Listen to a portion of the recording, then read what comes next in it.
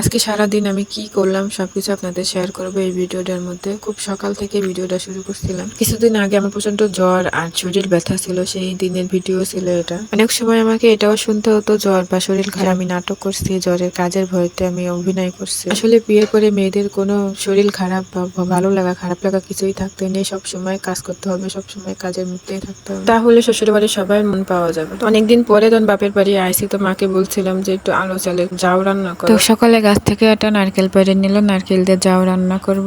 আর সাথে আমার দাদা একটা কাঁঠাল আনছিল, সেই কাঁঠাল দিয়ে আজকে যাও দিয়ে খাবো। খুব জ্বরেতে আমার কিছুই ভালো লাগছিল না। আর এদিকে দুপুরে রান্না করার জন্য চিংড়ি মাছ মারছিল, আজকে চিংড়ি মাছ দিয়ে একটু টক তরকারি রান্না করে খাবো। তোমার ভাইয়া জাল খাওয়া দিল, আর এতে ঘিরে জাল খাওয়াতে যে দুটো বড় বড় ফাঁসে মাছ পাইছিল, তা দুই ভাইতে রান্না করে দেবো। তোমার ভাবি দুই ভাইয়ের সাথে মজা করছিল। তোমার ভাইয়া জাল খাওয়া দিল, মাছ বাঁচছিল, আর দুই ভাই জালের মাঝখানতে যাচ্ছে আসতেছিল, মানে তারাই সবকিছুই বাইরে মাতব বাড়ি, তারা সবকিছু চোখেদারি করতেছে। নিজের ঘেরের মাছ যখন যেটা মন চায় মারে আর খায়, একবারে টাটকা মাছ ঘেরে। তো এদিকে দুপুর হয়ে গেছে, মাছ মেরে তো ওই দুটো ফাঁসে মাছ দুই ভাইকে দিছিল, আর আমি দিকে জিমরে খাওয়া দিলাম। ওদের জন্য খুব অল্প করে ঝোল ঝাল দিয়ে রান্না করে দিছিল। তো মাছ দিয়ে আমি জিমরে দুপুরে খাওয়াই নেবো। আর এদিকে বিকাল বেলার দিকে আমার অনেক মুখে এত পরিমাণ তিতা লাগছে, তো আমি গেছিলাম গাছে। তো ভাই একটা পেয়ারাও আমি খুঁজে পাইনি, সবগুলোই ছোট। আগেরবার যখন আইছিলাম তখন গাছের পেয়ারাগুলো মানে মাত্র ফুল আইছিল, আর এবার আইছে একবারে ছোট, তো ঘুরে খাইছে। তো 7-8টা গাছ খুঁজে আমি এই ছোট একটা ফুলের মতন পেয়ারা পাইছি, যে এবারের মতন খেয়ে নি, তোমার মুখটা একটু স্বাদ লাগবে সেজন্য। পেয়ারা হচ্ছে আমার খুব পছন্দের একটা ফল, তো এটা পেয়ে গেছে, আমি এটাই আজকে খেয়ে নেবো, যেহেতু ফুলও তাও লবণ দিয়ে মাখাই খাইছি। আর এদিকে বিকালবেলা আমরা আসছিলাম বেগুন খেতে, আমাদের ঘরের পেছনে যেমন ভাইয়া বেগুন গাছ লাগাইছিল, এগুলো এখনো কাটেনি, এখনো আছে। তো সেই জায়গা থেকে আমি কয়েকটা আমার মা ভিতরে গেছে একবার ওই মাথায়, তো মারে একদমই দেখা যাচ্ছে না, মা খুঁজেই পাইনি বেগুন, এত বড় বড় গাছ এসে পরে আমি ভিতরে যে বেগুনগুলো খুঁজে খুঁজে বার করে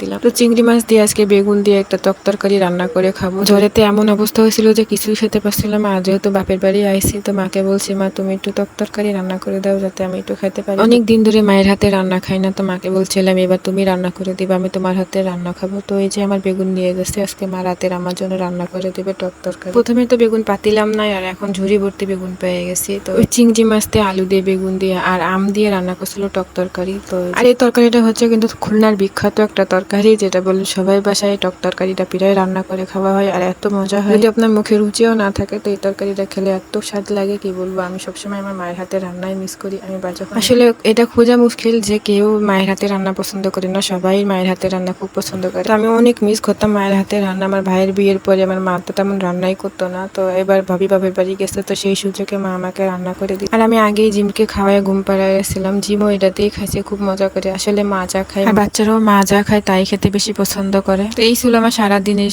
শরীর খারাপ বা জ্বর নিয়ে একটা ভিডিও করছিলাম, সেটাই। তো কেমন লাগছে সবাই জানাবেন, আর ভিডিওটা এখানে শেষ করছি। আল্লাহ হাফেজ।